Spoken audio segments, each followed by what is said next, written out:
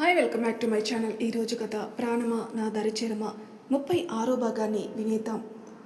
శివాని అలా బయటకు వచ్చింది. కార్ డోర్ ఓపెన్ చేసి బయటికి అడుగు పెట్టాడు కృష్ణ కూడా. ఎందుకో విజయ్ గుండెల్లో అలజడి. భానుమతి గారితో వెళ్తున్న శివాని చూసి అంతా మంచే జరగాలమ్మా నీకు అనుకొని ఆఫీస్ స్టాఫ్స్తో మాట్లాడుతూ నవ్వుతూ బయటికి చూశాడు. బ్లాక్ సూట్లో ఎంతో అందంగా హ్యాండ్సమ్గా ఎంతో హుందాగా నడిచి వస్తున్న కృష్ణను చూసి షాక్ అయ్యాడు విజయ్. రెడీ అయి బయటకు వచ్చిన విద్య విజయ్ దగ్గరకు వచ్చి విజయ్ ఎలా ఉన్నాను అంటూ అతని ఫేస్ చూడగానే విద్యకి భయం వేసింది. విజయ్ ఏమైంది? ఆమె మాట పూర్తి కాలేదు. కోపంగా విద్య చేతిని పట్టుకుని మీ అన్నయ్యని ఫంక్షన్కి ఎందుకు పిలిచావు? ఏంటి మీ అన్నయ్యని ఫంక్షన్కి ఎందుకు పిలిచావు? వాయిస్లో బేస్ పెంచి అడిగాడు. నేనెందుకు పిలుస్తాను? నాకు తెలిసే నీ గురించి. నువ్వు మీ అన్నయ్య పక్క ప్లాన్తో ఉన్నారని. అంత తింగరోళ్ళ కనిపిస్తున్నానా? విజయ్ కోపంలో గట్టిగా మాట్లాడేసరికి చుట్టూ ఉన్న అందరూ విద్యని చూశారు. ప్లీజ్ విజయ్, అందరూ చూస్తున్నారు, వదులు. చూడని, నువ్వు ఎంత కిలాడివో వాళ్ళకి అర్థమవుతుంది. నేను నీ భార్యని విజయ్. ఎందుకు ఆ విషయం మర్చిపోతున్నావు? నీకు తెలియకుండా నేనెందుకు పిలుస్తాను? మా అన్నయ్య అంటేనే నీకు గిట్టదు. అలాంటిది నేనెందుకు? ఆమెకి మాట రావడం లేదు. ఎందుకో విజయ్ తనని ఇంకా పూర్తిగా నమ్మలేకపోయేసరికి ఏడుపు వచ్చేసింది విద్యకి. ఏయ్ ఆపవే నీ దొంగేడుపు. సిగ్గుండాలి కొంచెమైనా. నిన్ను నమ్ముతున్నాను కదా, ఎందుకు నా నమ్మకాన్ని బొమ్ము చేశావు? నిన్ను మీ అన్నయ్యని చంపేసిన పాపం లేదు. నా చెల్లిని చంపేసే అంత సీన్ నీకు లేదు. ఎందుకు దాని మీద విరుచుకుపడుతున్నావు అంటూ విజయ్ విద్యకి మధ్యన అడ్డుగా నిలబడ్డాడు కృష్ణ. నువ్వు అడ్డులేరా? అసలు ఎందుకురా మమ్మల్ని ప్రశాంతంగా బ్రతకనివ్వరు?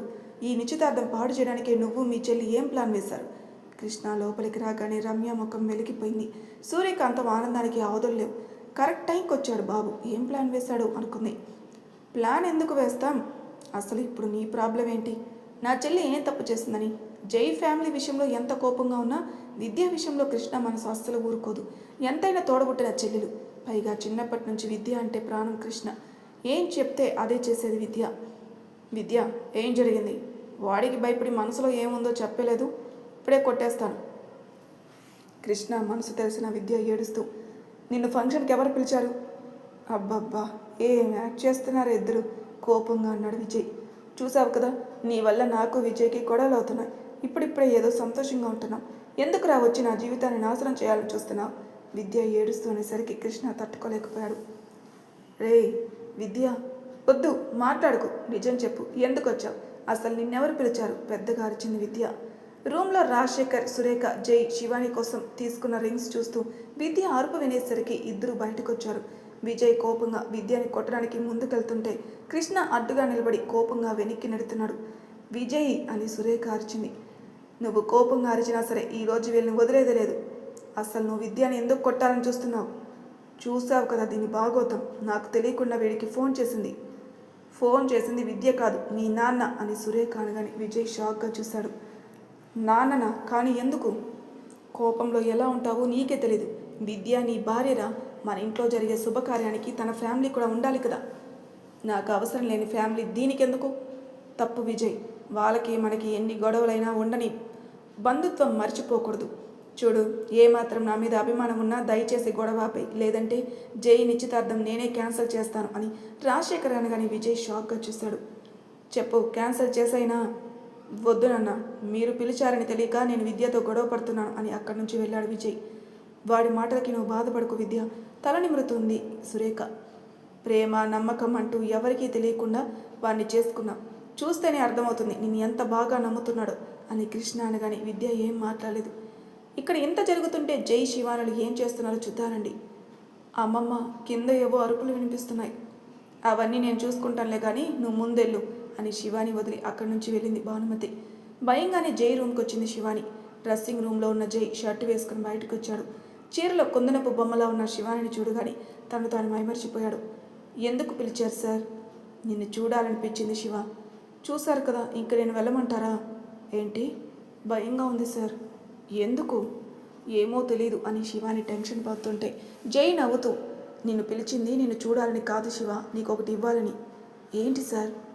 నాతో పాటు లోపలికి రా అని జై తన పర్సనల్ రూమ్కి తీసుకుని వెళ్ళగానే కింద విజయ్ కృష్ణ గొడవ మొదలైంది. ఆ అరుపులు జై శివానికి వినిపించలేదు. సార్, కింద అందరూ నాకు తెలుసు మన కోసం వెయిట్ చేస్తారని అంటూ శివానిని సోఫాలో కూర్చోబెట్టి ఆమె పక్కనే కూర్చున్నాడు. ఎందుకు మీరు షర్ట్ బటన్స్ పెట్టుకోలేదు భయంగా అడిగింది. నువ్వు వచ్చావన్న కంగారులో మర్చిపోయాను శివ, నువ్వే పెట్టు అని జై అనగాని శివానిని భయంగా చూస్తుంది. చిన్నదానికి పెద్దదానికి అలా రెండు కళ్ళు పెద్దవి చేస్తే దాని అర్థం ఏంటి శివ, భయపడకు అంటూ ప్రేమగా ఆమె తలనిమిరి తన చేతిలో ఉన్న బాక్స్ ఓపెన్ చేశాడు. ఏంటి సార్ ఇది?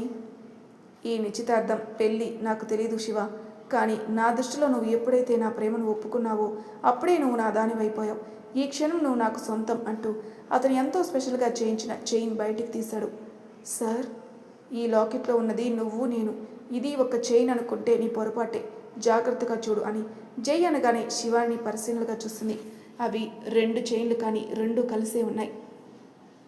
ఇవి దగ్గరుండి మరీ చేయించాను అంటూ ఒకటి ఆమె చేతికిచ్చి మరొకటి తను తీసుకుని, నీ జీవితంలో జరిగిన గాయాన్ని నేను ఎప్పుడూ మర్చిపోయాను శివ, ఈ క్షణం నువ్వు నా భార్యవి అంటూ ఆమె మెడలో చైన్ వేశాడు. శివాని అలానే చూస్తుండిపోయింది. ఆమెకి తెలియకుండానే జై మెడలో చైన్ వేసింది. ఇంకా నీకు ఎటువంటి భయం లేదు, నువ్వు నా దానివైపోయావు అంటూ ఆమె నుదుటిన చుమ్మించి పద వెళ్దాం అని జై అనగానే శివాని ఒక్కసారిగా జైని హత్తుకుంది. ఆమె కళ్ళు వర్షిస్తున్నాయి. జైకి అర్థమైంది, జరిగేది మన నిశ్చితార్థం శివ, నువ్వు ఇలా ఏడిస్తే ఎలా అని ఆమెను ఓదార్చి, నాన్నమ్మ వచ్చేస్తుంది పద వెళ్దాం అని జై అనగానే శివాని అంటూ తలని అడ్డంగా ఊపి జైని మరింతగా అల్లుకుపోయింది.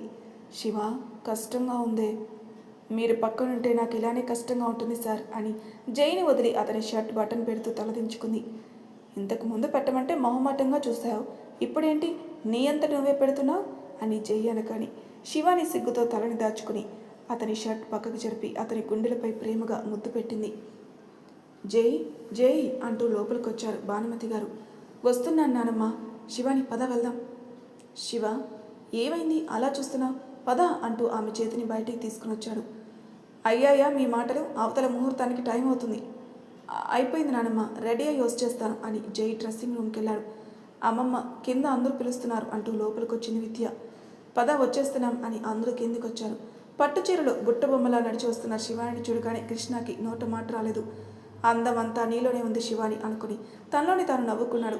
కృష్ణ చూపు నవ్వు విజయ్ చూపుని దాటిపోలేదు. కోపంగా పిడికిలు బిగించి రాజశేఖర్ గారి ముఖం చూసి సైలెంట్గా ఉన్నాడు. ఏదో చేస్తాను పొడి చేస్తానన్నావు, మా అక్కకి సైట్ కొడుతున్నావు, మరి నిశ్చితార్థం ఎలా చెడగొడతావు? ఎందుకు చెడగొట్టను, కానీ నాకు ఒక హెల్ప్ కావాలి. ఏంటది? మీ అమ్మగారు సూర్యకాంతం ఎక్కడా? మధ్యలో మా అమ్మ ఎందుకు? ఏం అర్థం కాకుండా అడిగింది రమ్య.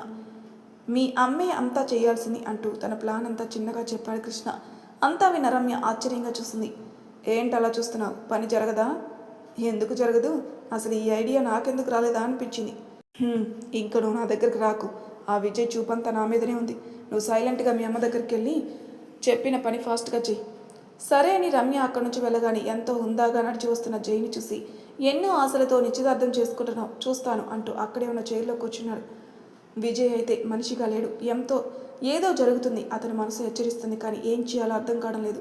ఆలోచిస్తూ ఎదురుగా ఉన్న విద్యాన్ని చూశాడు. అందరికీ దూరంగా నిలబడి శివాని జై ఇద్దరు చేసే పూజలు చేస్తుంది. ఒకవేళ శివాని పక్కనున్న నిశ్చితార్థం ఆగిపోయినా తననే అంటాడన్న నమ్మకం విద్య మనసులో బలంగా నాటుకుపోయింది. ఆ క్షణం విద్యాని చూడగానే విజయ్ బాధపడ్డాడు. ఇక్కడ రమ్య కృష్ణ చెప్పినట్టే సూర్యకాంతానికి ప్లాన్ అంతా చెప్పింది. అంతా విన్న సూర్యకాంతం, ఓసి అంతే కదే, ఇట్టే చేసేస్తాను అని తెగ సంబరపడిపోయింది. బాబు, అమ్మాయి నువ్వు ఒకరికొకరు రింగులు మార్చుకోండి పంతులు గారు అనగానే జై శివాని ఇద్దరు రింగులు తీసుకున్నారు. సురేఖ రాజశేఖర్ ఆనందానికి అవధుల్లేవు. భానుమతి గారు తెగ మురిసిపోతున్నారు. కానీ శివాని ముఖం చూసి అంతలోని, ఏంటి శివ ఇలా ఉంది, ఇప్పటి వరకు సంతోషంగానే ఉంది కదా, అంతలోని ఏమైంది అనుకుంది. జై నవ్వుతూ ముందుకు చాపిన శివాని చేతిని పట్టుకుని రింగు పెట్టాడు. అందరూ సంతోషంగా చప్పట్లు కొట్టారు. ఇప్పుడు నువ్వు జైకి రింగు పెట్టు శివాని నవ్వుతూ అంది సురేఖ. శివాని రింగు వైపు చూసి జై ముఖాన్ని చూసింది. అతని ముఖం ఎంతో సంతోషంగా వెలిగిపోతుంది. కానీ ఒకవైపు కృష్ణ తన ప్లాన్ సూర్యకాంతం మొదలు పెట్టకపోవడంతో కోపంగా సూర్యకాంతాన్ని చూశాడు. కంగారు పడుకు, ఇప్పుడు చూడు నా యాక్టింగ్ అన్నట్టు కృష్ణకి ఒక లుక్ ఇచ్చి స్టేజ్ ఎక్కుతున్న సూర్యకాంతం ఒక్కసారిగా షాక్ అయింది. జరిగిన సీన్ అలాంటిది. మరి సూర్యకాంతం కృష్ణ సైకిల్ చేస్తుండగానే శివాని కోపంగా జైని చూసి అతని షర్ట్ కాలరు ఒక చేత్తో పట్టుకుని మరో చేత్తో జై చెంప పగలు కొట్టింది. ఊహించని చర్యకి మొత్తం అందరూ షాక్గా చూశారు. విజయ్కి అయితే మతిపోయింది. సురేఖ రాజశేఖర్ షాక్తో అలానే చూస్తుండిపోయారు. తన ప్లాన్ కాకుండా శివాని తనంతట తానే అలా చేయడం కృష్ణకి ఒకవైపు ఆనందం, అంతలోని మైండ్ కూడా బ్లాక్ అయింది. రమ్యకి నోట మాట రాలేదు. శివాని అంటూ ముందుకొచ్చారు భానుమతి గారు. శివాని కోపంగా జైని వెనక్కి నెట్టి, ఎందుకు నన్ను మోసం చేశావు అంది. శివ, అలా పిలిచారంటే మీరు నాకు జీవితం ఇచ్చారన్న సంగతి మర్చిపోయి మరీ ప్రవర్తించాల్సి ఉంటుంది ఏడుస్తూనే అంది శివాని.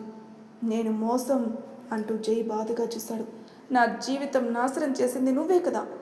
హాల్ అంతా దద్దరిల్లేలా అరిచింది శివాని. ఆ మాటలకి అందరూ షాక్తో బిగుసుకుపోయారు. విజయ్కి నోట మాట రాలేదు. చెప్పు, నా జీవితం నాశనం చేసి తప్పుని కప్పుపిచ్చుకోవడానికి పెళ్లి చేసుకుంటున్నావా? ఈ రకంగా నాటకం ఆడావు అవునా? అమ్మా శివాని అంటూ విజయ్ ముందుకొస్తుంటే, ఆగన్నయ్య, నాకు తెలుసు జై అంటే మీకు ప్రాణమని, కానీ సాక్ష్యం లేకుండా నేనేం మాట్లాడడం లేదు. కావాలంటే మీరు అందరూ చూడండి అని జై ముందుకొచ్చి అతను వేసుకున్న కోట్ పక్కకి నెట్టి షర్టు చెరిపి అతని గుండెల మీద ఉన్న పచ్చమట్టు చూపించింది. ఈ మచ్చే ఆ రోజున నేను కారులో చూసింది. ఇదే ఆ చీకట్లో ఈ మచ్చని నా కళ్ళారా నేను చూశాను. ఎలా మర్చిపోతాను అని కోపంగా చూసింది శివాని. ఆ క్షణం శివానిని చూడగానే అందరికీ భయం వేసింది. కోపంతో ఆమె ముఖం ఎర్రగా మారిపోయింది. చివరికి భానుమతి గారు కూడా శివానిని ఆపలేకపోయారు. శివాని, జై తప్పు చేశారో లేదో నువ్వే అడుగన్నయ్య. ఎప్పుడు జై సారు, లేదంటే రెస్పెక్ట్ ఇస్తూ ఆయన అంటూ మాట్లాడే శివాని మొదటిసారి జై అని పేరు పెట్టి పిలిచేసరికి సురేఖ, విజయ్ అలానే చూస్తుండిపోయారు. నువ్వు పొరపాటు పడుతున్నావు. లేదు లేదు అంటూ గట్టిగా అరుస్తూ జై షర్ట్ లాగి హార్ట్ మీద ఉన్న మచ్చ చూపించింది. నా కళ్ళు ఎప్పుడు నన్ను మోసం చేయవన్నయ్య. ఈ మచ్చే నేను ఆ రోజున నా జీవితంలో జరిగిపోలేని మచ్చ కింద చేసింది. ఇప్పుడు చెప్పండి, ఈయన్ని నేను పెళ్లి చేసుకోవాలా? ఈ పచ్చి మోసగాన్ని నేనెందుకు పెళ్లి చేసుకోవాలి? తప్పు చేశావు జై, క్షమించరాని తప్పు చేశావు. నిజంగా మీ కేరింగ్, లవ్, మంచితనం చూసి నన్ను ఎంతలా ఇష్టపడుతున్నారని భ్రమపడ్డాను, కానీ నాకు తెలియకుండా ఎంత మోసం చేస్తారని అస్సలు అనుకోలేదు. ఒక్కసారి కూడా మీ మనసు కనిపించలేదా నాకు నిజం చెప్పాలని? ఎందుకు నన్ను పిచ్చిదాన్ని చేసి ఆడుకున్నారు?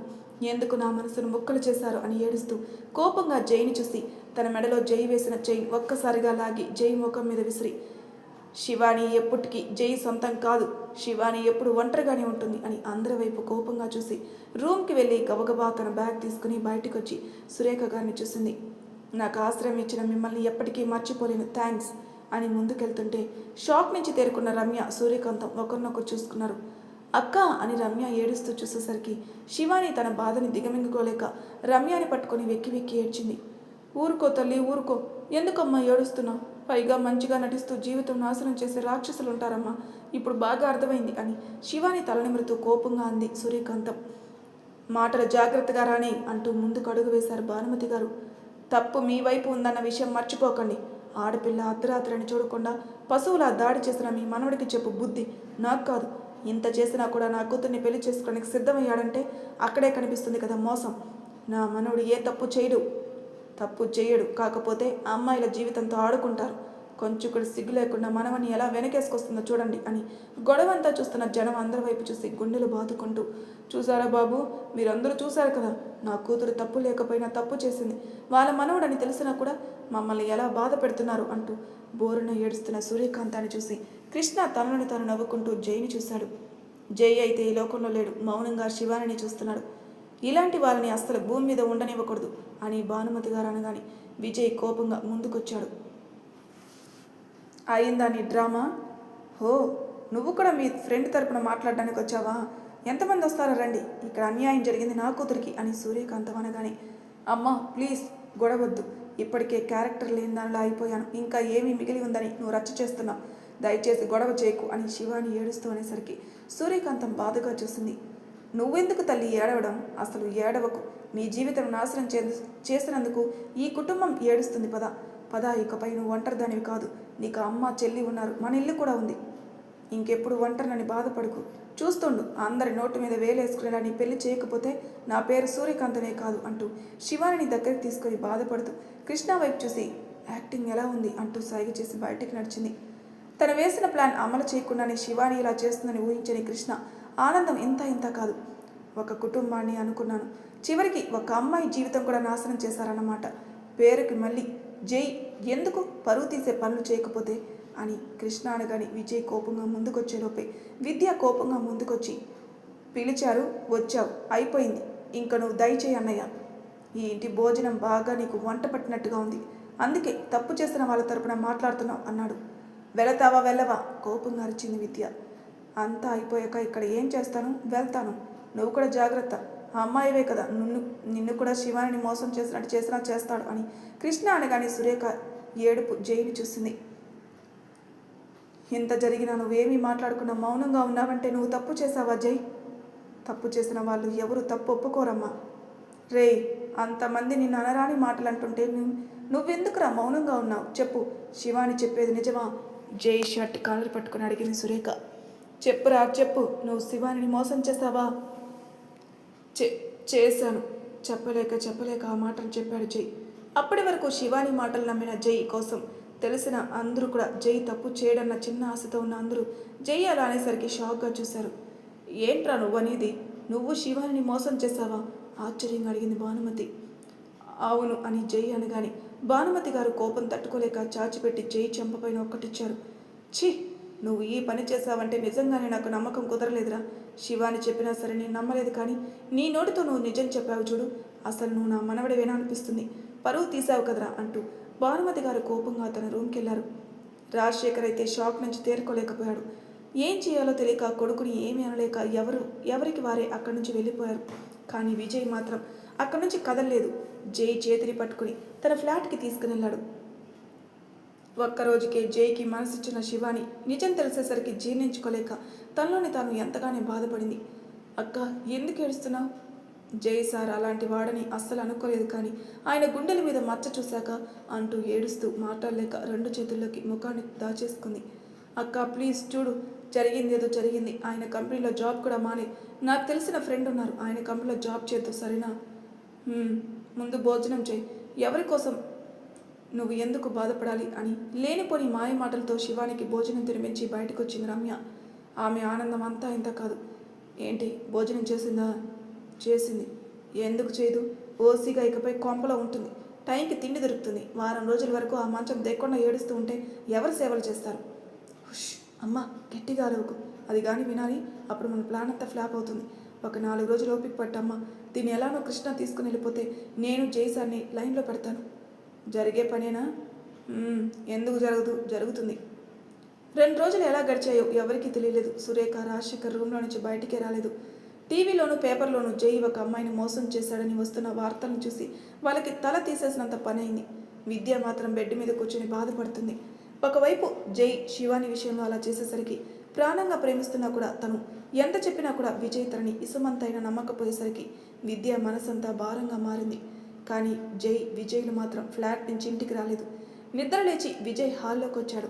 గార్డెన్లో కూర్చొని సీరియస్గా ఆలోచిస్తున్నాడు జై. జరిగింది ఇంకా మర్చిపోలేదా?